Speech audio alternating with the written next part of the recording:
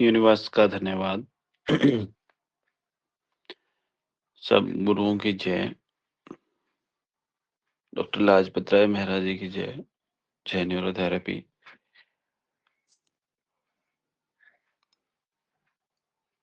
सब ऋषि महर्षि का धन्यवाद जिन्होंने डिवाइन नॉलेज हमें दिया, और आप सबका भी धन्यवाद।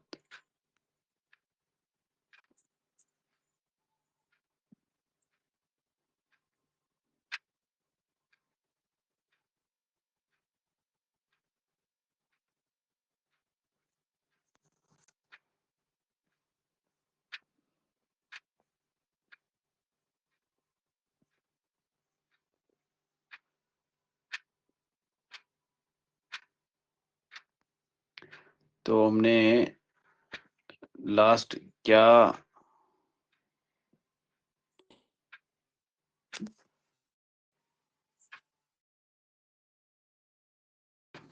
देखा था? क्या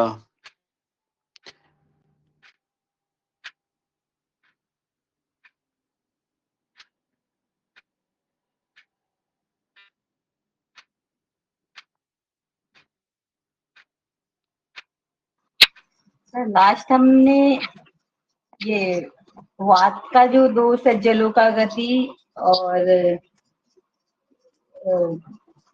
ये क्या बोलते हैं, तीतर गति और लावा गति, इनके बारे में ये किया था सर। ओके। हमने यानी कि वात का एक दोष होता है, वात का एक दोष है जो विकृति रूप है, वो एक है, वो उसका नाम है जलों का गति। ठीक है। और उसमें जलों का कौन कौन, गति में क्या? हाँ जी। जलों का गति में जैसे अगर फील होती है तो उसमें क्या क्या प्रॉब्लम आती है, जैसे जॉइंट इन्फ्लेमेशन और ये अर्थराइटिस, गाउट, हाइपोथायरॉयडिज्म, ऐसा है ना, बॉडी एक, ये सब हाँ। प्रॉब्लम। हम्म। बिल्कुल। चेहरे पे झाइयाँ आएंगी, है ना?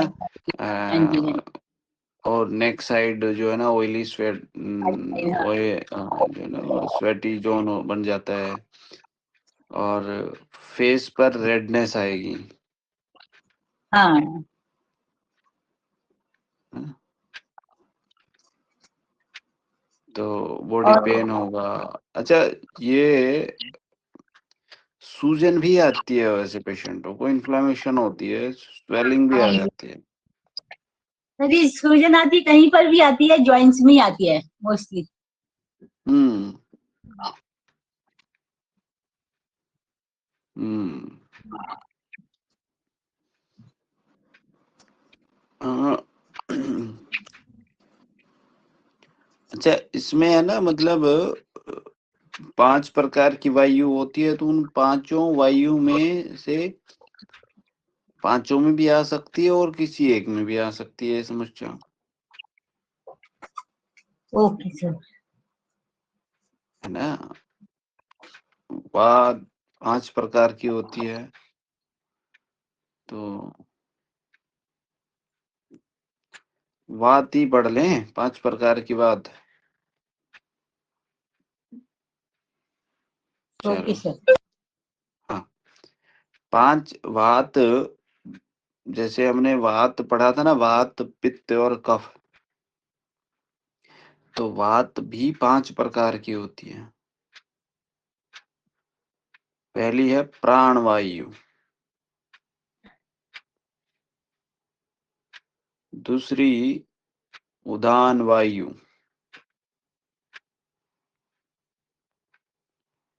प्राण वायु, उदान वायु, समान वायु,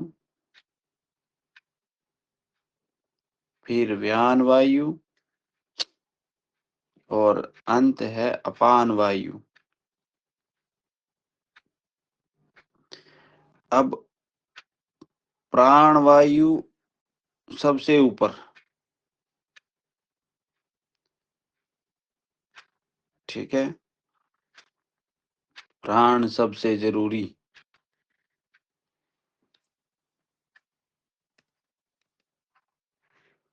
है ना। तो प्राण वायु अब सबसे ऊपर है, तो ये क्या कहाँ कहाँ काम करेगी? सिर, मस्तिष्क, हृदय, छाती, इन 4 जगहों पे रहती है। और इसका काम होता है श्वास से रिलेटेड, मानसिक शांति और ब्रेन और नर्वस सिस्टम का मेंटेन रखना।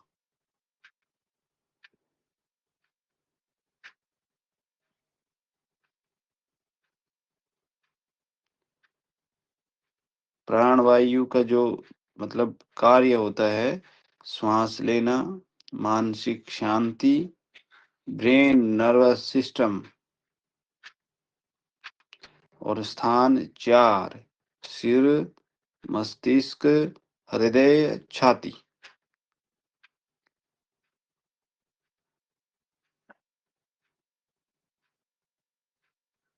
अब भाई श्वास से रिलेटेड है, तो श्वास लेना है छोड़ना है उसमें काम करेगी। मानसिक शांति है तो ये निद्रा से रिलेटेड भी काम करेगी, गुस्से से रिलेटेड भी काम करेगी, है ना, तंत्रिका तंत्र को कंट्रोल भी करेगी। और नर्वस सिस्टम ब्रेन है तो यानी कि स्मृति, एकाग्रता, डिसीजन, इन सब पे काम करेगी।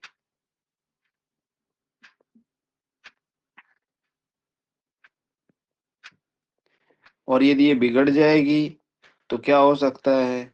मानसिक शांति है, श्वास लेना छोड़ना है, तो श्वास लेने में दिक्कत हो सकती है, घबराहट हो सकती है, चक्कर आ सकते हैं, हाँ, नींद नहीं आ सकती, क्योंकि मानसिक शांति नहीं होगी तो नींद भ्रम की स्थिति पैदा हो सकती है।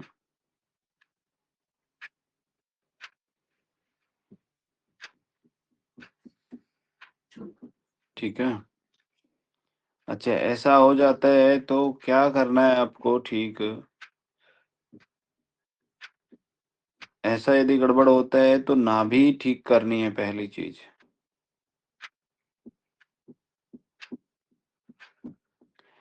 डायफ्राम रिलीज कराना है, मतलब डायफ्राम रिलीज कराना है सीएनएस गैस गैस दे के, है ना, और रामान ट्रीटमेंट दे के।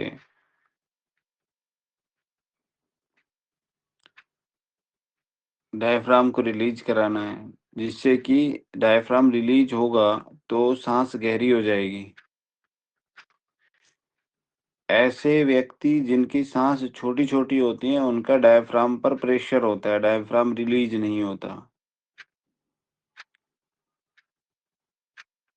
मतलब डायफ्राम में जगह नहीं होती उधर, मतलब वो डाउन साइड होता है, प्रेशर होता है। और अब गड़बड़ चेस्ट पर वह उसमें एरिया में है तो थाइमस भी हमें स्टिमुलेट करना पड़ेगा, क्योंकि थाइमस को स्टिमुलेट करने से इम्यून सिस्टम भी बूस्टअप होता है और नर्वस सिस्टम भी शांत होता है,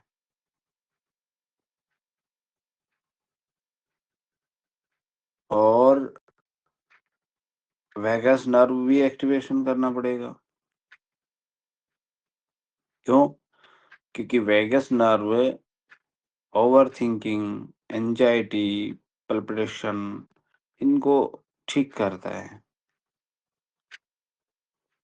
और आपको 8 मेडुला वगैरह देना पड़ेगा, 20 मेडुला वगैरह देना पड़ेगा, है ना। और सांस लेना छोड़ना है तो आपको ऑक्सीजन ट्रीटमेंट वगैरह भी देना पड़ेगा। और मानसिक शांति से रिलेटेड भ्रम की स्थिति पैदा हो गई है तो फॉरपिट वगैरह देना पड़ेगा, शांत फॉरपिट।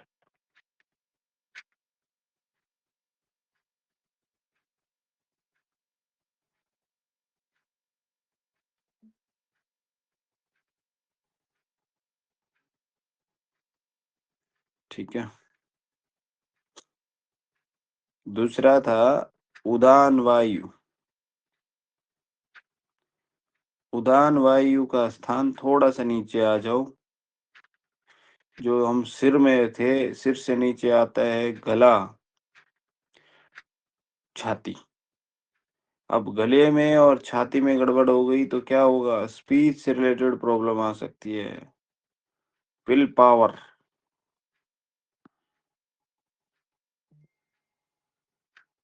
जब उदान वायु में गड़बड़ होती है तो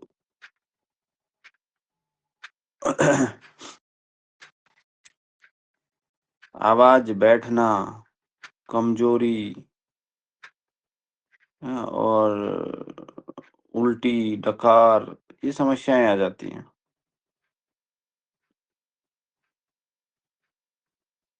इसका जो काम होता है ना, मतलब यानी कि आवाज बैठना, तो इसका मतलब उदान वायु का काम क्या है? हम बोल रहे हैं, वो किस शब्द निकल रहे हैं, वो किस वायु के कारण?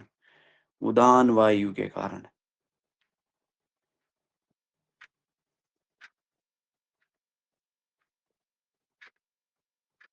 ये ऊर्जा देती है, ऊपर उठाने वाली ऊर्जा होती है। ये ऊर्जा और उत्साह देती है, क्योंकि जब हम बोलते हैं और सुनते हैं तो ये उदान वायु की वजह से बोल रहे हैं, और ये हमें ऊर्जा दे रही है, उत्साह दे रही है। कि उदान वायु ही हमें दे रही है। यदि किसी की उदान वायु गड़बड़ है तो उसमें ऊर्जा नहीं होगी, उत्साह नहीं होगा, बोल नहीं सकता, शब्द नहीं निकलेंगे। वो बोलेगा मेरा गला पकड़ा गया, गला गले से नहीं बोला जा रहा।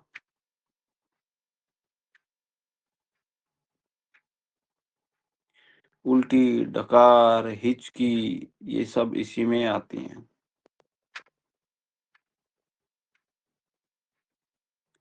अब कैसे ठीक करेंगे?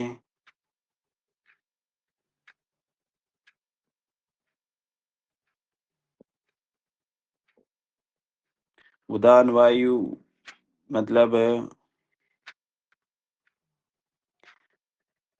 गला, वाणी, बोला नहीं जा रहा तो नो मेडुला है। गले से रिलेटेड प्रॉब्लम है तो 5 भी है, 15 भी है ना। आत्मविश्वास सुधारता है, आत्मविश्वास। तो आत्मविश्वास, वाणी, गला, इनके लिए थायराइड ट्रीटमेंट भी है, क्योंकि थायराइड से सेल्फ कॉन्फिडेंस भी आता है। जब आप थायराइड पॉइंट देते हैं ना, किसी में यदि सेल्फ कॉन्फिडेंस की कमी है तो थायराइड ट्रीटमेंट दीजिए उसको, कॉन्फिडेंस आएगा। और उदान वायु ऊपर की दिशा में गति करता है, तो ऊपर की ओर है क्या? लंग्स। तो लंग्स को बूस्ट अप कीजिए, यानी कि रामन ट्रीटमेंट, ऑक्सीजन ट्रीटमेंट, या जो भी लंग्स को बूस्टिंग करने के लिए ट्रीटमेंट है वो दीजिए। अभी ये ऊर्जा और उत्साह का काम करता है, तो ऊर्जा और उत्साह लीवर देता है, क्योंकि लीवर से ही ऊर्जा निर्माण होगी।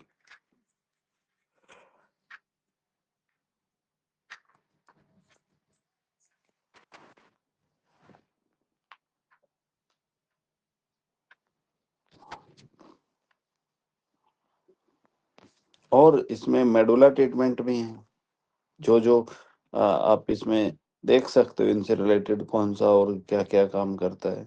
तो उसमें आप मेडुला ट्रीटमेंट, और इसमें जो भी आप उदाहरण वायु से रिलेटेड जो प्रॉब्लम आ रही है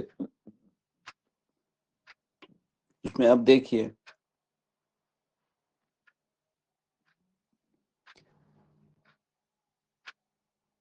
समान वायु, समान वायु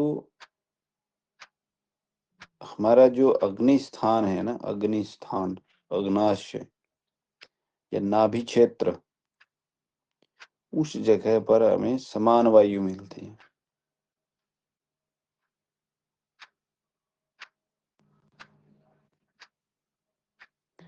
अब नाभि क्षेत्र का जो काम है वो क्या है? अब देखिए, भोजन का डाइजेशन करना और उसका एब्जॉर्प्शन करना, और डाइजेस्टिव फायर को बैलेंस रखना कि ना वो बढ़े ना घटे। बढ़ी तो एसिडिटी आएगी और घटी तो अनडाइजेस्टेड हो जाएगा, गैस्ट्रिक बनेगी।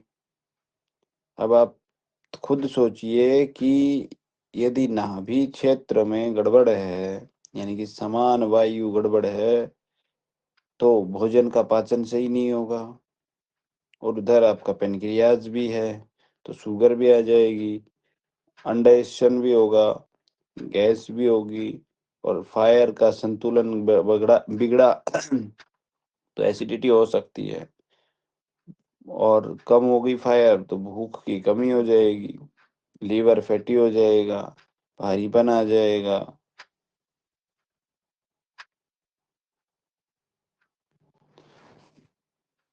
अब ये सब ठीक कैसे कर सकते हो आप?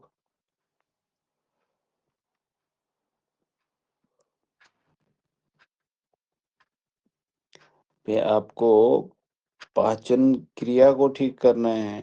नाभि गड़बड़ उधर, नाभि उधर रहता है क्षेत्र में, तो नाभि ठीक करना है। लीवर फैटी है, पेनक्रियाज में गड़बड़ है, तो पेनक्रियाज को स्टिमुलेट करना है, लीवर को स्टिमुलेट करना है। उधर गॉल ब्लैडर भी है, गॉल ब्लैडर को भी ठीक करना है, कॉलन को भी रिलीज करना है।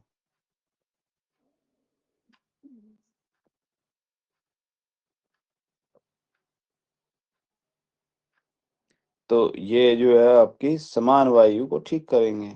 अब लीवर पेनक्रियाज के लिए आप क्या ट्रीटमेंट अप्लाई करते हो? 10 पेन करते हो, 1 पेन करते हो, 2 पेन करते हो, ये आपका डिसीजन आपका होगा। अब गोल ब्लैडर के लिए आप क्या यूज करते हो? वहां एम्पुला वेटर को खोल के करते हो। मतलब यानी कि समान वायु में तो गड़बड़ आई, लेकिन पेशेंट को क्या क्या लक्षण आए,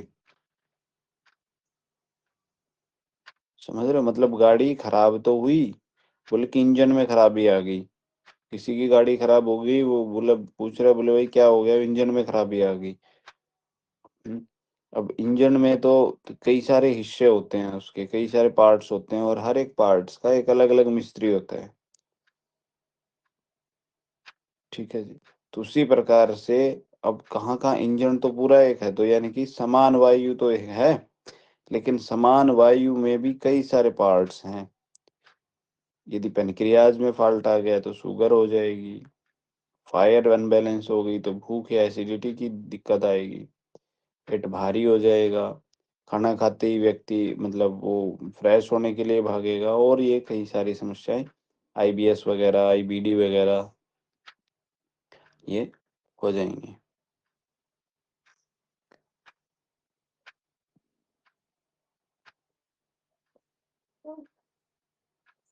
नेक्स्ट है व्यान वायु। व्यान वायु, व्यान, व्यान सर्कुलेशन पूरे शरीर में करता है। मतलब व्यान वायु का जो स्थान है वो पूरा शरीर है। इसका काम है सर्कुलेशन करना, पूरे शरीर में गति देना।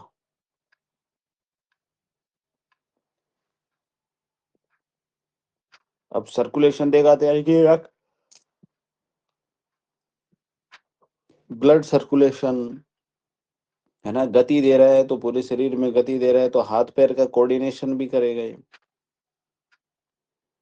और हार्ट की पंपिंग को भी सपोर्ट करेगा, क्योंकि तभी तो ब्लड का जो सर्कुलेशन है वो सही होगा। तो यानी कि हार्ट की पंपिंग को भी सही करेगा व्यान वायु।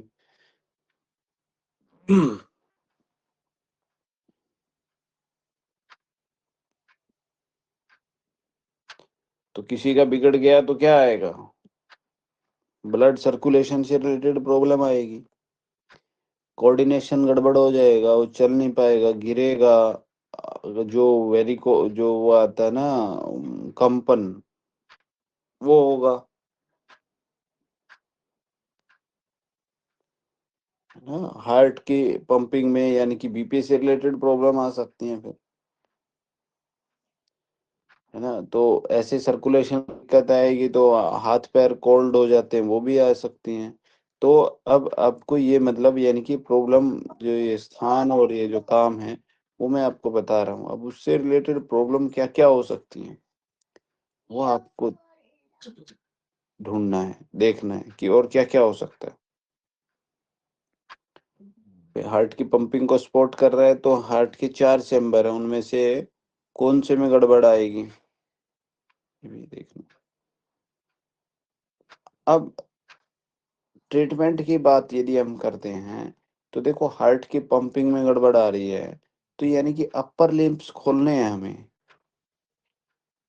क्योंकि हार्ट कहाँ है? अपर लिम्ब्स में है, तो अपर लिम्ब्स खोलने हैं। एंजिना ट्रीटमेंट वगैरह हो गया, है ना? और जो भी हो गया, अपर लिम्ब्स को जो भी खोलने वाले ट्रीटमेंट है। दूसरा, ब्लड का फ्लो सही करना है, तो ब्लड का फ्लो और उसका जो है ना क्या करेगा? किडनी करेगी। क्योंकि किडनी को स्टिमुलेट करेंगे तो वो उधर से फ़िल्टर भी करके आएगी, पूरे शरीर में उसको भेजना और वो करना, ये सारा काम।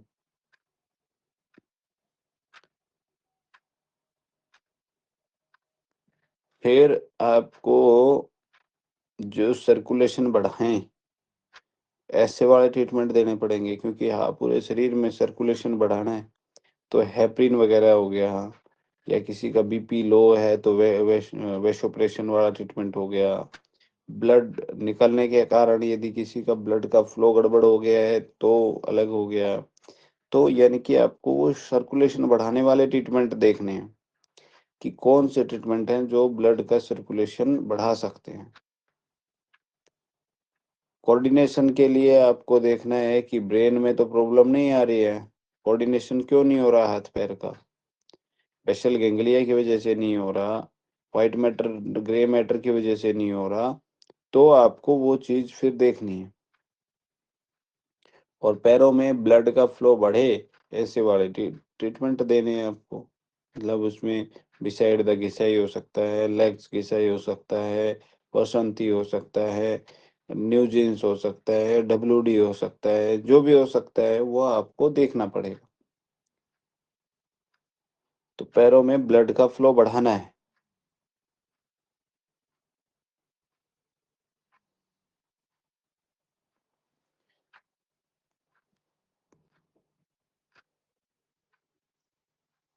अंतर जी, अपान वायु। अभी और नीचे आ जाओ।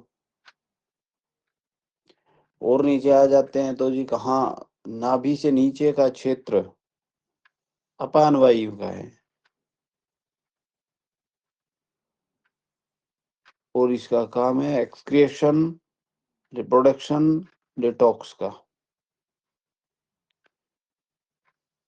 क्योंकि नाभि से नीचे का क्षेत्र जहाँ पे कोलन, यूरिनरी और हमारे रिप्रोडक्टिव ऑर्गन्स होते हैं, तो वो ये काम करते हैं, मतलब वो उस जगह पे अपान वायु रहती है।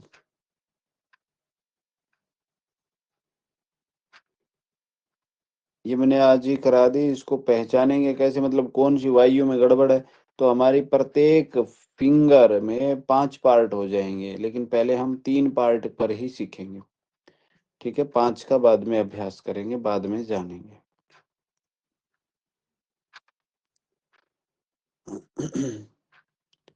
अच्छा, इसका काम क्या हो गया जी? यहाँ नीचे है तो कॉलन से रिलेटेड हो गया, तो यानी कि मल मूत्र की समस्या, भाई उसको फ्रेश होना है, यूरिन जाना है, स्टूल पास करना है, तो उससे रिलेटेड ये काम करेगा।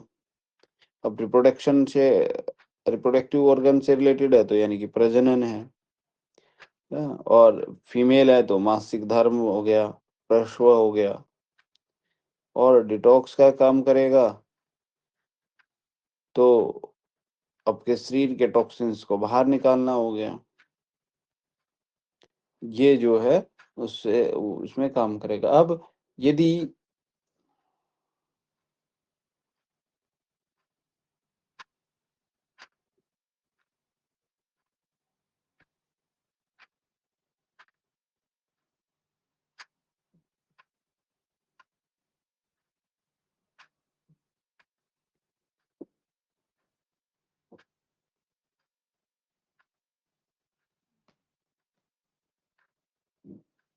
ये बिगड़ जाए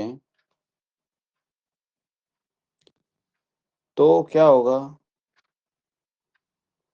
अब ये बिगड़ जाएगा ना तो कब्ज हो जाएगी। मेल है या फीमेल है तो यूरिन से रिलेटेड फीमेल में क्या होता है, यूरिन कंट्रोल नहीं होता है। मेल में क्या होता है, यूरिन पास ही नहीं होता है, किसी किसी को बहुत ज्यादा होना शुरू हो जाता है। और रिप्रोडक्टिव ऑर्गन से रिलेटेड है तो इनफर्टिलिटी की समस्या आ सकती है। इरेगुलर पीरियड हो सकता है, पीरियड्स के टाइम में क्या हो सकता है, पेन हो सकता है, सेक्सुअल वीकनेस हो सकती है ना, और बॉडी में टॉक्सिन्स ज्यादा इकट्ठे हो सकते हैं।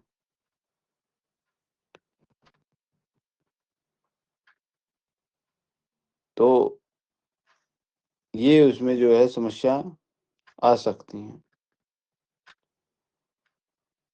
और भी समस्याएं आ सकती हैं इससे रिलेटेड, ऐसा नहीं है कि यही 5 रोग या 6 रोग होंगे। तो उनसे रिलेटेड और भी समस्याएं आ सकती हैं जो अपान वायु के गड़बड़ होने से होती हैं। क्योंकि वायु के कारण 80 रोग होते हैं। वात गड़बड़ होने से 80 रोग होते हैं, 80।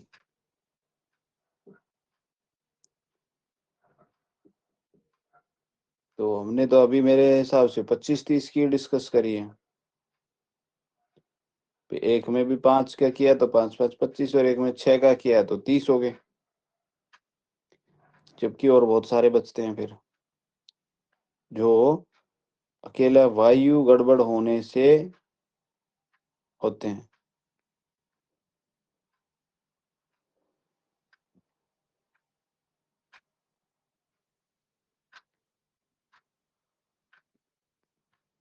तो इसको ठीक कैसे करोगे, कौन बताएगा भाई?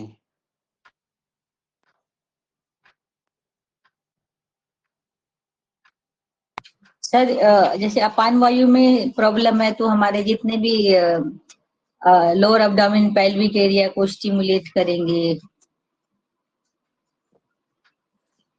हम्म।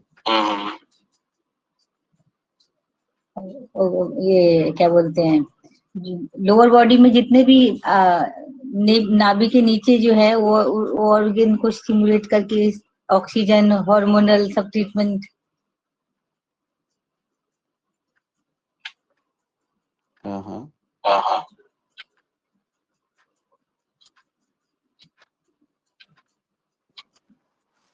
और हमारे उसमें न्यू जीन्स वगैरह है ना सर।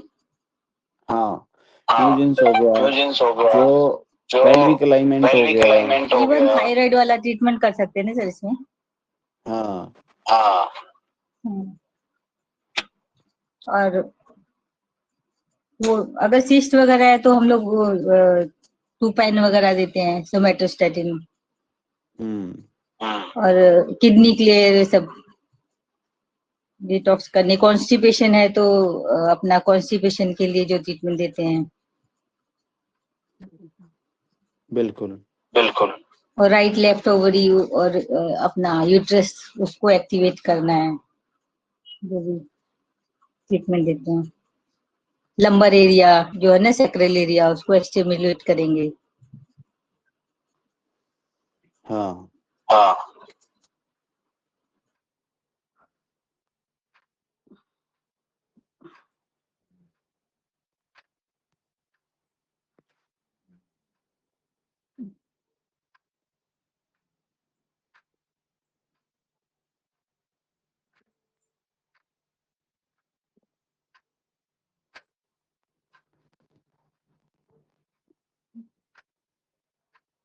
अच्छा,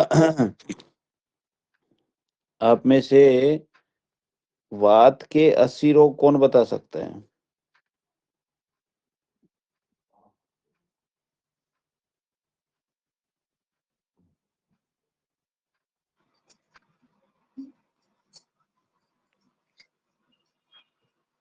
शरीर वात के जो एसिड वाले बढ़ते हैं हमारे, जो उसमें न्यूरोथेरेपी में जैसे गुरुजी ने बताए थे, वात वाले जो भी जॉइंट्स है, सर्कुलेटरी सिस्टम से रिलेटेड है, वो सारे अभी जो हमने भी देखा थे तो अभी हमने हाँ जी, देखा तो भाई कौन से कौन से आ सकते हैं?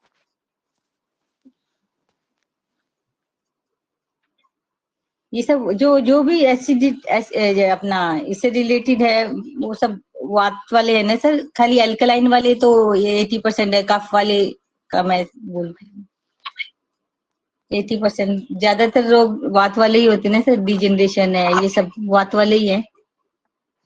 हाँ, हाँ।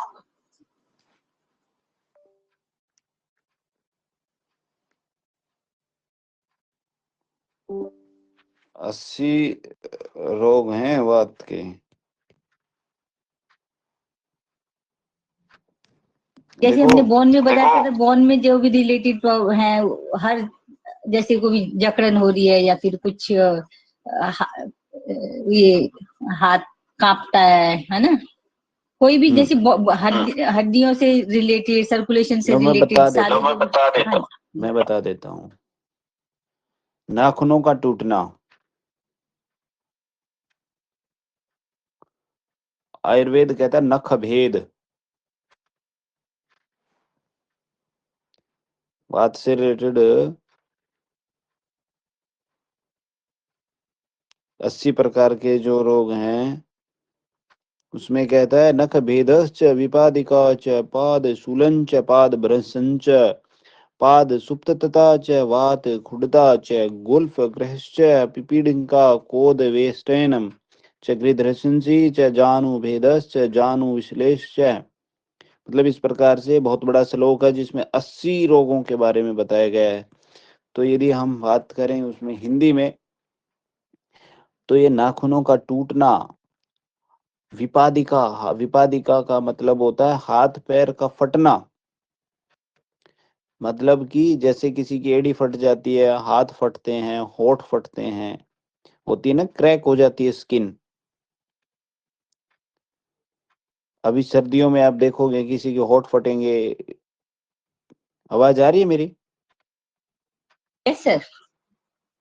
अच्छा, तो वो जो क्रैकिंग, स्किन क्रैक का जो है ना, वो वात रोग है। अब उसमें होठ फट रहे हो, फिर चाहे उसमें एड़ियां फट रही हो, फिर उंगलियां फट रही हो, फेस पर कट लग रहे हो, कहीं भी हो, वात रोग है। अब देखोगे सर्दियों में बहुत सारे लोगों के साथ स्किन ड्राई हो जाती है। क्यों? क्योंकि वात का काम होता है सुखाना, और वो स्किन में जो चिकनाई जो थी वो उसको खत्म कर देती है, सुखा देती है। पादसूल मतलब पैरों में दर्द होता है तो वात का कारण है।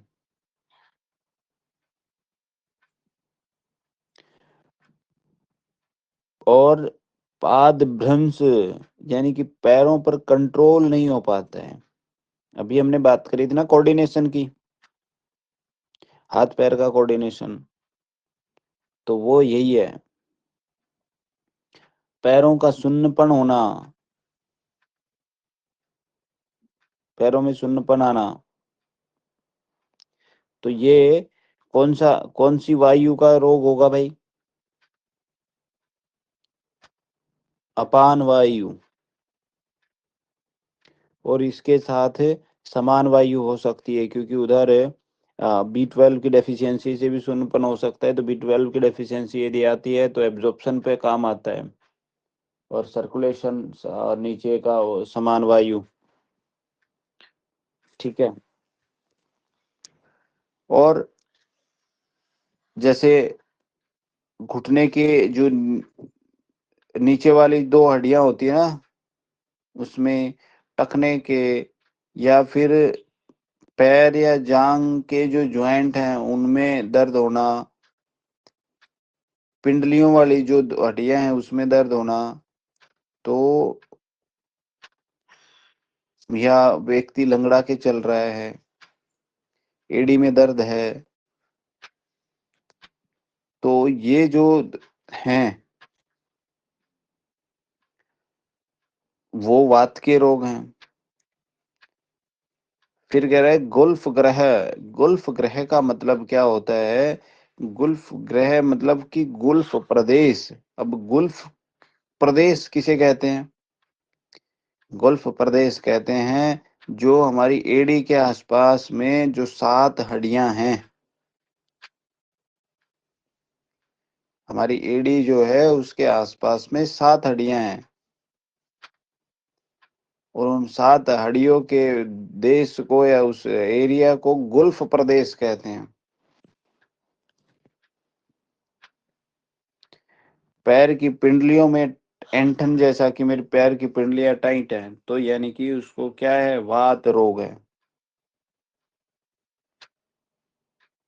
गृध ऋषि का मतलब है साइटिका, यानी कि किसी को साइटिका का दर्द है तो वात रोग है।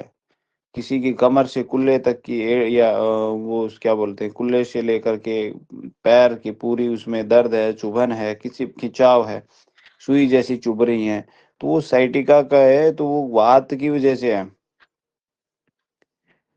जानू भेद, जानू भेद का मतलब है घुटने की ऊपर वाली हड्डी में, क्योंकि पैर में घुटने के नीचे वाली भी हड्डी होती है और ऊपर वाली भी होती है। तो ऊपर वाली हड्डी को जानू भेद बोलते हैं आयुर्वेद में, और नीचे वाला जो गड़बड़ आती है उसको वात खुड्डता बोलते हैं, वात खुड्डता।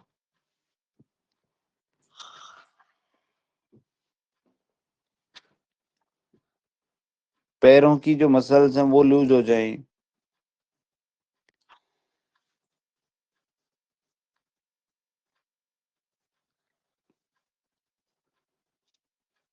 और क्या बोलते हैं,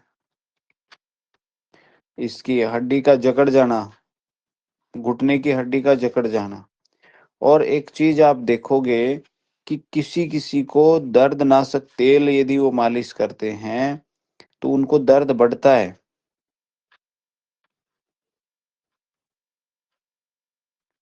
होता है ना, किसी को मालिश कर दिया आपने, उससे दर्द बढ़ जाएगा। ऐसा क्यों होता है? ऐसा इसलिए होता है कि उरु स्तंभ नाम का एक वात रोग होता है, वो रोग है उनको। और यदि उरु स्तंभ वात रोग नहीं है तो उनको जो पेन निवारक या दर्दनाशक जो तेल हैं वो काम करेंगे।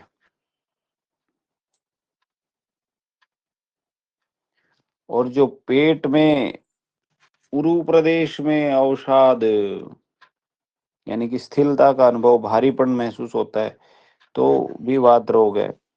लंगड़ापन आता है तो वात रोग है। किसी का गुदा भ्रंश होता है, यानी कि गुदा बाहर निकलता है, तो गुदा प्रदेश में किसी को दर्द है, एनएस एरिया में। और किसी मेल है तो उसमें जो टेस्टिकल एरिया है, टेस्टिस हैं, वो ऊपर नीचे चढ़ जाती हैं, तो वो भी वात रोग का कारण है।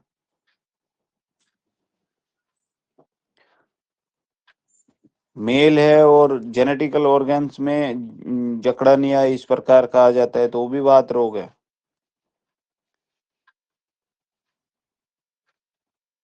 कुल्ले की हड्डी में दर्द है, वात रोग है। ठीक है। और एनएस के आसपास में जो है, मतलब बहुत दर्द हो रहा है, गैस, पेट की गैस का गुड़गुड़ाना, कुबड़ निकल जाता है किसी को, वमन हो रहा है, उल्टियां हो रही हैं,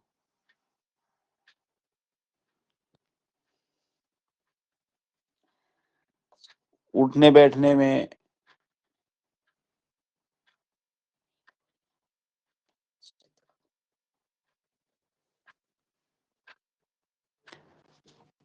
पेट में ऐंठन हो रही है। और हमने बात करी थी कि कौन सी थी जो चेस्ट से रिलेटेड, हार्ट से रिलेटेड काम कर रहा था, किसी को लगता है कि मेरा तो दिल बैठ गया, मतलब बोल कि मेरा तो दिल भारी हो रहा है।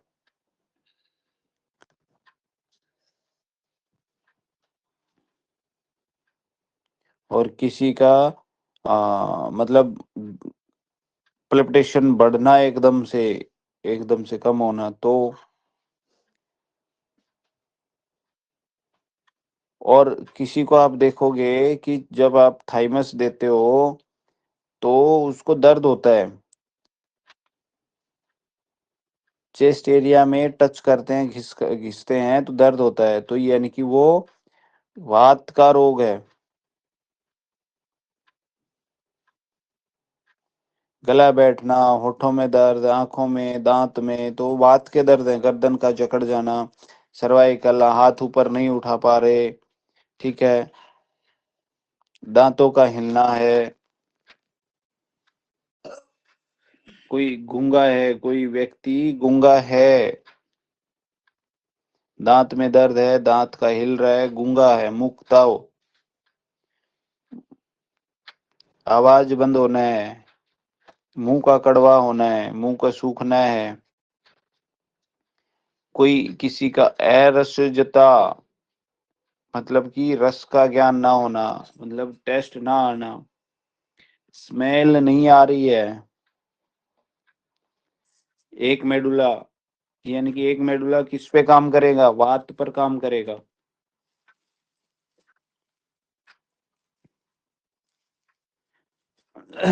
और कनफेड रोग हो जाता है ना, जो कान के जड़ में नीचे दर्द होता है उधर, या फिर सुनाई नहीं दे रहा है, ऊंचा सुन रहा है, बहरा हो गया है, ये बात का रोग है। आंख की जो पलकें मतलब नीचे लटक जाती हैं, वो ऊपर नीचे नहीं कर पाता, तो वो बात का रोग है।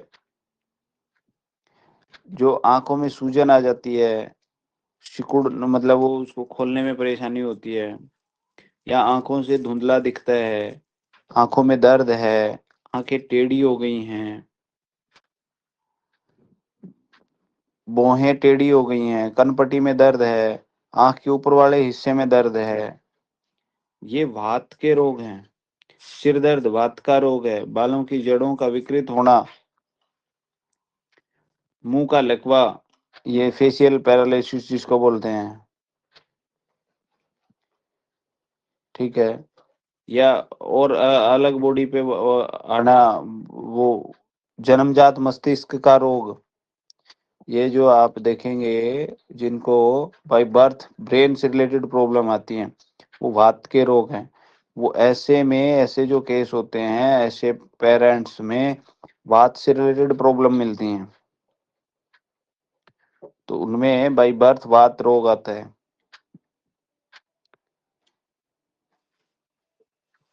हाथ पैरों का जमीन पर पटकना, बार बार पीटना, उठाना, ऐसा करता है वो, है ना, या मृगी जैसे झटके आते हैं।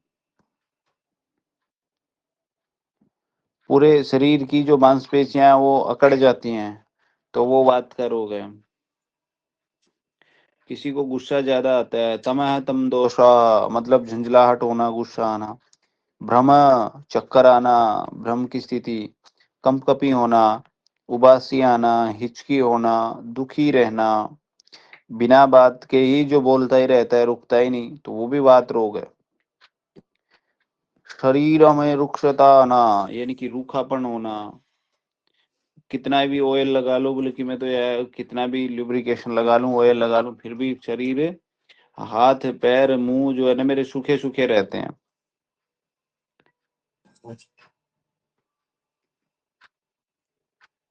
शिथिलता आना शरीर में, नींद ना आना, शरीर काला हो जाना, चित्त स्थिर ना रहना, यानी कि एकाग्रता नहीं रहती, कंसंट्रेशन नहीं रहता।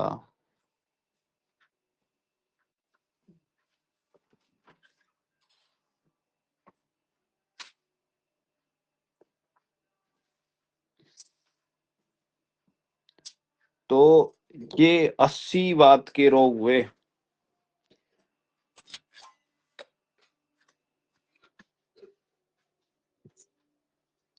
और आपको क्या फॉलो करना चाहिए? जो इसमें जो न्यूरोथेरेपी में जो करते हैं वो तो करेंगे, लेकिन उसके साथ हमें क्या करना है? जो इस विकार को खत्म करे,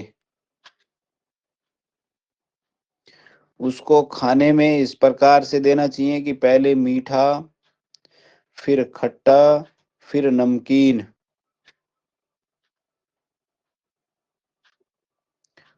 और स्निग्ध यानी कि चिकना,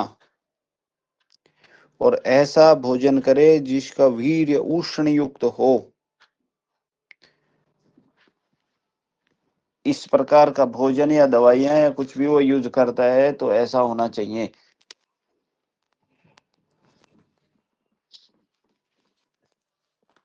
और सूखापन है तो स्नेहन करना है, यानी कि चिकनाई लगानी है, चिकनाई खानी है,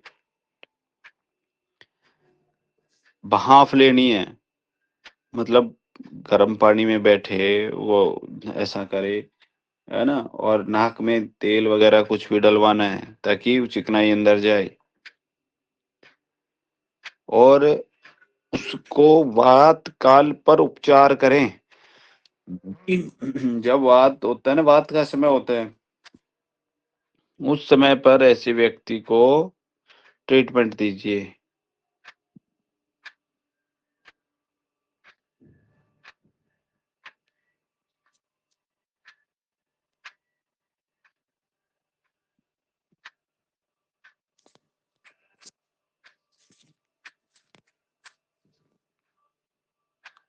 तो आपको 100% जो है उसमें सफलता मिलेगी।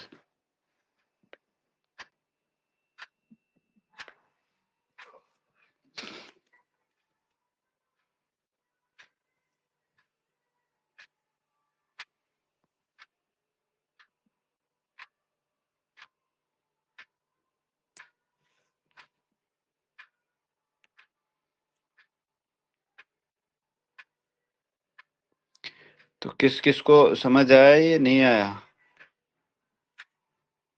आगे सर।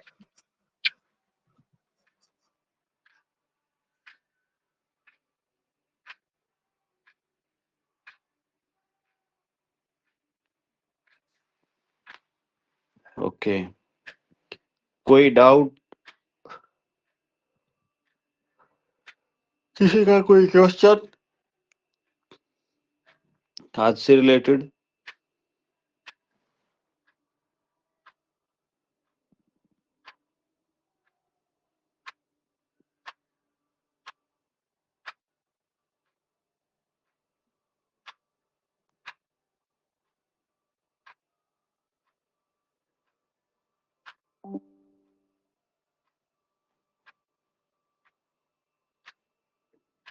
नहीं है?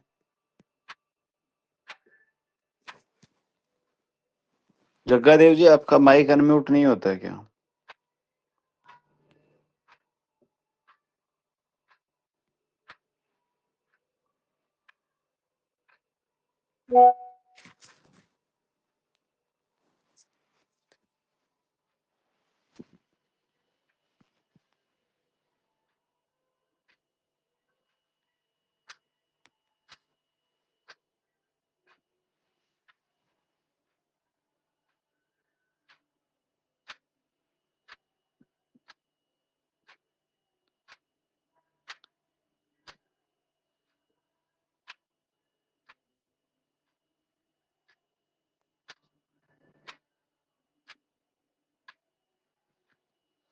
अच्छा,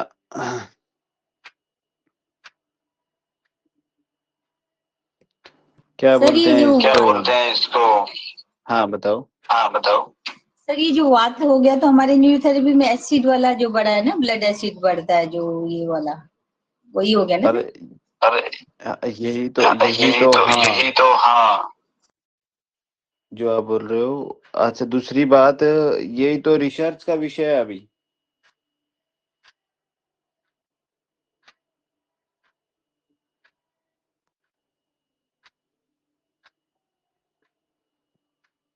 हमें बात का पता चला क्योंकि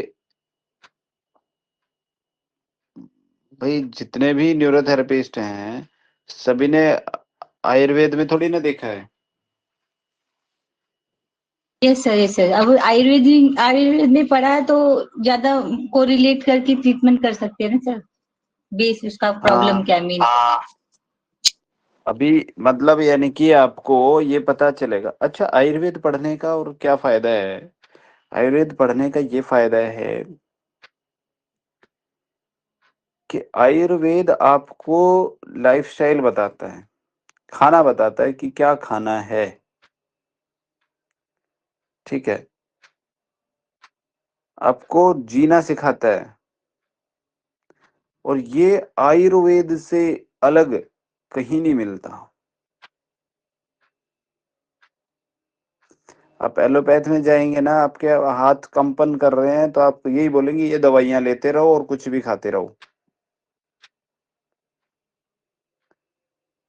केवल हार्ट का रोगी होता है ना, तो उसको ये बोलते हैं कि आपको बस घी वाली चीज़ें नहीं खानी है, चिकनाई वाली नहीं खानी है, बाकी और ये दवाइयाँ लेते रहो और कुछ भी खाते रहो।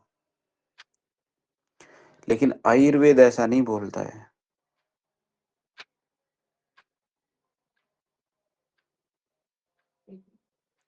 आयुर्वेद आपको समय भी निर्धारित करके देता है कि इतने बजे खाना खाना है, इतने बजे ये दवाई लेनी है, इतने मिनट पहले लेनी है, इतने बज के इतने मिनट पर लेनी है। जो एकदम जो आयुर्वेद की क्लॉक के हिसाब से जो दवाई देते हैं ना, वो समय को भी निर्धारित करके कि इतने बज के इतने मिनट पर दवाई लें, क्योंकि उन्हें पता है कि इसका कौन-सा दोष बढ़ा हुआ है और हम उस दोष की दवाई दे रहे हैं, तो उस क्लॉक में यानी कि पूरे दिन में वो दोष कब बढ़ता है, उन्हें इस बात का पता है और वो उसी समय वो दवाई देते हैं, क्योंकि कोई चीज़ कभी होगी, मतलब उसी समय यदि हम उसके ऊपर प्रहार करेंगे, तो वो जल्दी खत्म होगी। कहीं पर साँप निकल के आ गया और वो साँप हम जहाँ हैं, मतलब जहाँ मार रहे हैं, वहाँ पर आएगा तभी तो मारेंगे ना उसको। और साँप अंदर बिल में घुस गया, हम बाहर लाठी बजाते रहें, मरेगा क्या साँप?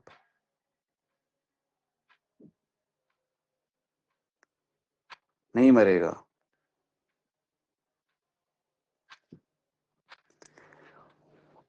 ठीक है, तो हम अभी हमने ये देखा कि वात मतलब किस-किस जगह पर रहता है। अच्छा, इससे देखो आपको बेनिफिट और क्या मिलने वाला है। क्या न्यूरोथेरेपी को क्या बेनिफिट मिलने वाला है? हमने ये देखा कि वात कहाँ-कहाँ रहता है, कौन कितने प्रकार का होता है।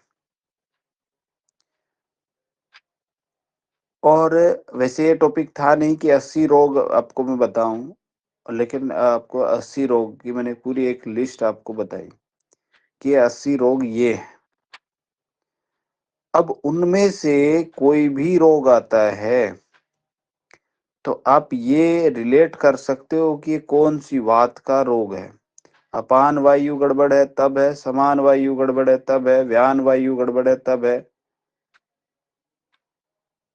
कौन-सी वायु गड़बड़ है तब ये रोग आया। तो आपको उससे रिलेटेड जो भी समस्याएँ हैं या जो भी ट्रीटमेंट है, आपको वो देना है। आपको एक वो रास्ता मिल गया कि ये कौन से गड़बड़ होने से हो रहा है। हम फिर और इसमें डिटेल में यदि हम और इसमें गहराई में जाएँगे, तो हम इसमें और गहराई में जा सकते हैं कि ये कौन से हार्मोन पर काम करता है, कौन से केमिकल पे काम करता है। तो यानी कि हमारे पास एक एरिया बड़ा हो गया, ब्रॉड एरिया हो गया।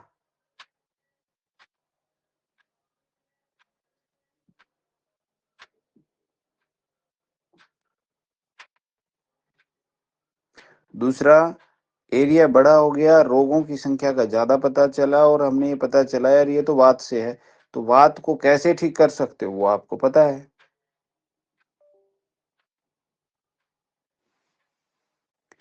वो आपको पता है तो आप वात ठीक कर दोगे, क्या दिक्कत आ रही है उसमें? वात ठीक कर दोगे, वात बढ़ाने वाले खाने को बंद करा दोगे, तो पेशेंट को आराम आ जाएगा।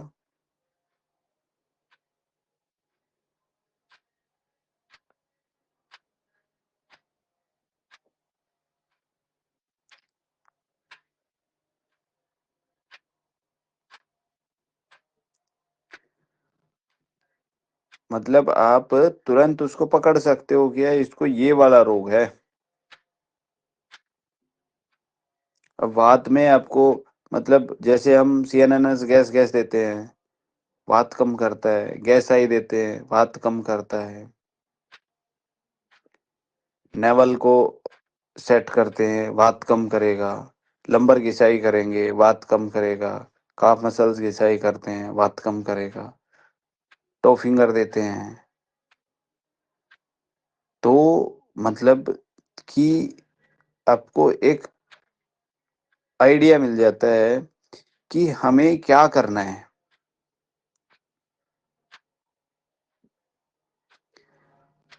और उसके साथ में हम उसके किस न्यूरोथेरेपी में किस ऑर्गन को स्टिमुलेट करके हम जो है इसको ठीक कर सकते हैं। अब उस ऑर्गन से रिलेटेड ट्रीटमेंट आपको देखना पड़ेगा कि कौन सा ट्रीटमेंट काम कर रहा है। तो एक एरिया आपके पास बड़ा हो गया।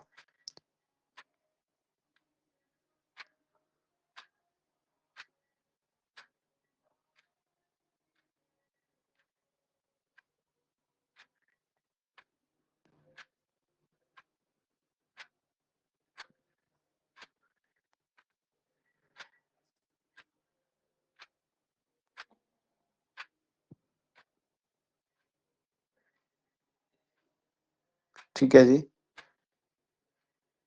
Yes sir. तो ये वात के रोग थे। तो ऐसे ही हम सबके करेंगे, फिर पित्त के भी जानेंगे, कफ के भी जानेंगे। ठीक है। तो यस मतलब कि आपके पास लगभग क्या बोल रहे हैं,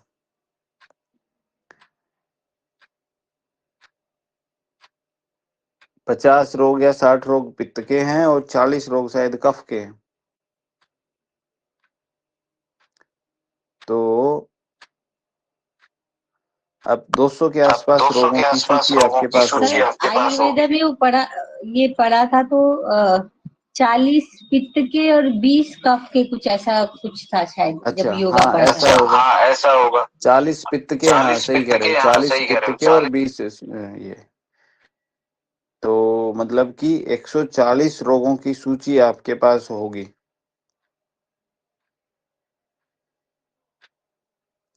और 140 रोग जो हैं वो वात पित्त कफ के 5 पार्ट में से ही हैं। 5 प्रकार की वायु है तो उसमें से कहीं ना कहीं एक है। पित्त 5 प्रकार के हैं तो उसमें से कहीं ना कहीं एक है। और कफ 5 प्रकार का है तो उसमें से कहीं ना कहीं एक ही है।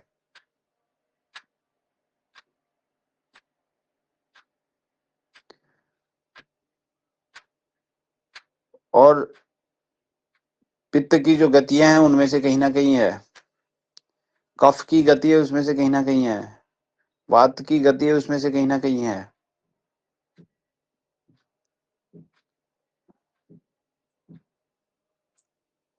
और यदि हमने ये पकड़ लिया कि यार ये वो है, ये उस पित्त के उस वात के गड़बड़ होने से है, तो है ना हमारे पास सॉल्यूशन। हम देख सकते हैं ना ये कहाँ रहते हैं।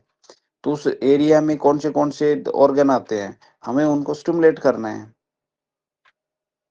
न्यूरोथेरेपी के पॉइंट आपको पता ही है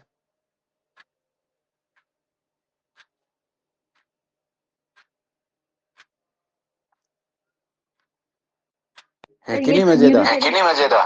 सर बहुत ही इंटरेस्टिंग भी है। और सर जैसे हम तो न्यूरोथेरेपी ज्यादा करते हैं, तो चलो न्यूरोथेरेपी से ट्रीटमेंट भी है, और किसी कोई और थेरेपी भी करता है तो उससे भी ट्रीट कर सकते हैं ना सर। जैसे वो एक वेबिनार में ऑरिकुलर थेरेपी, कान के से ही खाली ठीक कर देता है बोल रहा था।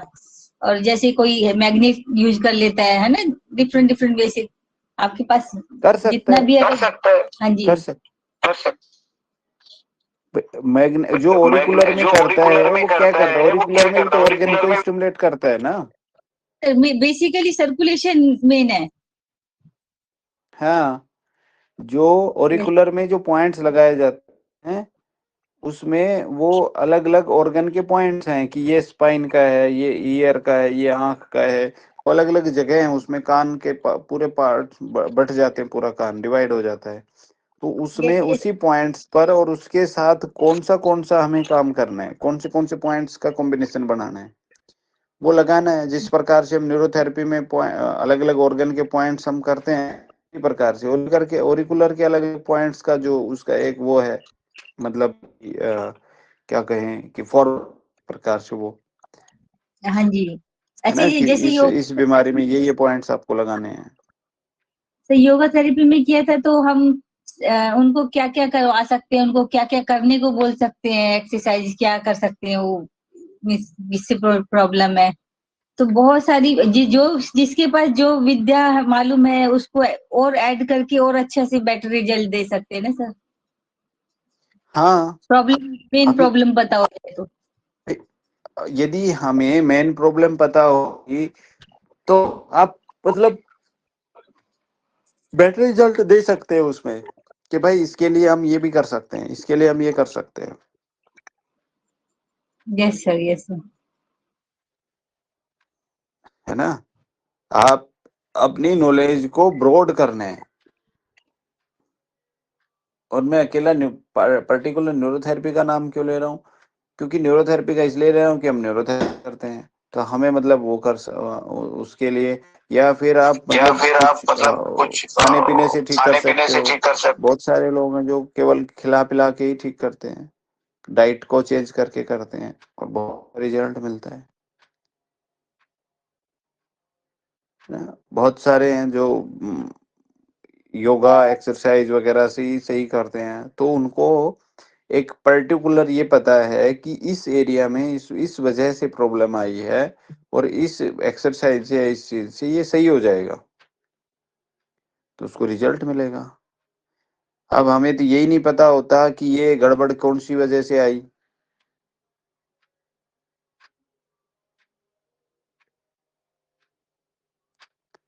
ना, हमें यही नहीं पता होता कि ये यदि किसी को सूजन आ रही है तो क्यों आ रही है, कहाँ गड़बड़ हो गई।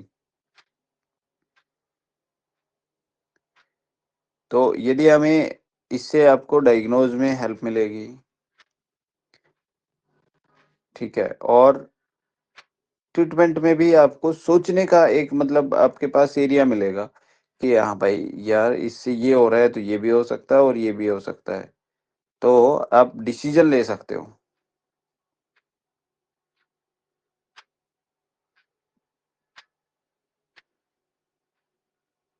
समझ आया कि नहीं आया? Yes sir. ओके, तो चलिए आप लोग जो है ना इसका वात के 80 रोगों की लिस्ट आप जरूर आप एक बार रेडी कर लीजिएगा, है ना। और आज हमने वात का यानी कि पूरा पोस्टमार्टम कर लिया है, ये मान लो। Yes sir. नहीं, क्योंकि वात की गति थी जो विकृत गति थी वो तो पहले ही कर ली थी, फिर 5 प्रकार की वात कहाँ कहाँ रहती है, क्या क्या करती है, वो हो गया। और वात के 80 रोग हो गए, वात तो खत्म।